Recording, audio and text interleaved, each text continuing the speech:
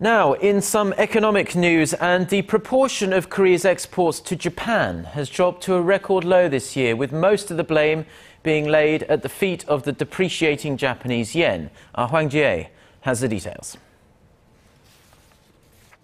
The tumbling Japanese yen is weighing on Korean exporters trying to sell their products to the country. Data from Statistics Korea shows exports to Japan in the January to September period this year stood at roughly $24.5 billion, accounting for 5.7% of all Korean exports. That ratio is the lowest recorded since the agency started to compile such data in 1966.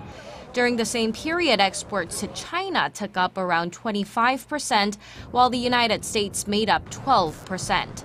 Korean exports to Japan has been on a downward spiral for the past 3 years. Watchers attribute the drop to Korea's move to diversify its export markets and to the falling yen, which was triggered by the Japanese government's aggressive stimulus measures. The yen has lost a third of its value against the greenback since the end of 2012. The weak yen trend strengthens the price competitiveness of Japanese exporters and normally raises Korea's imports from Japan, but that has not happened yet. Experts say that's because of the Japanese exporters that are not actively cutting down their prices on the back of the weak yen and Korea's sluggish domestic demand that is slowing Korea's overall imports. Hwang Ji-hye, Arirang News.